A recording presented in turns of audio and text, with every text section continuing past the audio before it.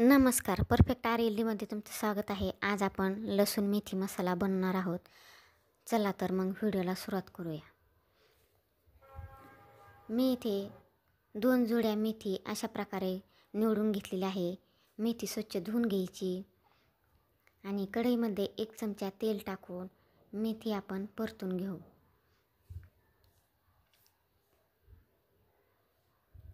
मेथी परतताना थोडंसं यामध्ये आपल्याला मीठसुद्धा टाकायचं आहे. मीठ टाकल्यामुळे मेथीला पाणी सुटन आणि याच पाण्यामध्ये आपल्याला मेथी शिजवून घ्यायची आहे. तर इथे मेथीवर झाकण ठेवून 2 मिनटं मेथी छान अशी शिजवून घेऊ. तर इथे तुम्ही पाहू शकता आपली मेथीची भाजी शिजलेली आहे. आता मी गॅस बंद करते आणि आपण एक वाटण तयार करून घेऊ. तर इथे मी अर्धी वाटी भाजलेलं खोबऱ्याचा किस घेतलेला आहे. अर्धी वाटी भाजलेले शेंगदाणे घ्यायचे आहेत. अर्धी वाटी भाजलेले तीळ आणि अर्धी वाटी आपल्याला फुटाणेसुद्धा घ्यायचे आहेत. तर थोडंसं पाणी टाकून मिक्सरच्या भांड्यामध्ये बारीक असं हे वाटण तयार करून घेऊ. तर इथे तुम्ही पाहू शकता आपलं छान असं बारीक वाटण तयार झालेलं आहे. भाजी फोडणीला टाकू. तर कढईमध्ये 2 चमचे तेल घेऊ.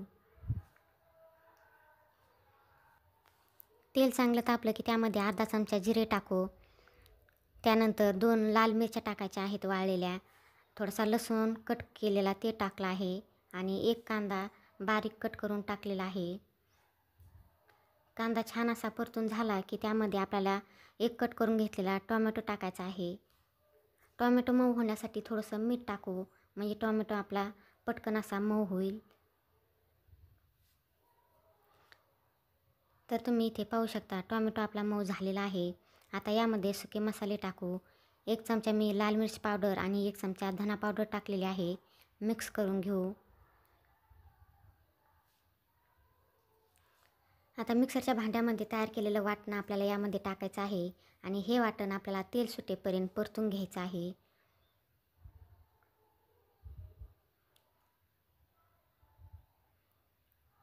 तर इथे तुम्ही पाहू शकता छान असं तेल सुटलेलं आहे. 1-2 मिनिट हे वाटण असंच परतून घेऊ आणि थोडीशी कट करून घेतलेली कोथिंबीर यामध्ये टाकू आणि मिक्स करून घेऊ.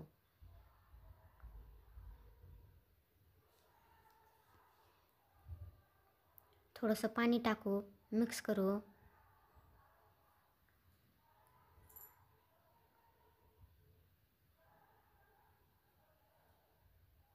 आता आपण शिजलेली भाजी यामध्ये टाकणार आहोत.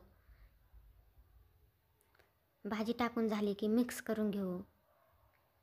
इथे तुम्ही पाहू शकता भाजी आपली मिक्स झालेली आहे. झाकण ठेवून 2 मिनटं भाजी शिजवून घेऊ. तर इथे तुम्ही पाहू शकता खूप छान अशी आपली भाजी तयार झालेली आहे. रंगसुद्धा खूप छान आलेला आहे, तरी आलेली आहे आणि खूप छान अशी भाजी लागते खाण्यासाठी. तर व्हिडिओ आवडला तर लाईक करा, शेअर करा, सबस्क्राईब करा आणि कमेंटद्वारे कळवा की भाजी कशी झाली आहे ते. चला पुन्हा भेटूया पुढील रेसिपीमध्ये.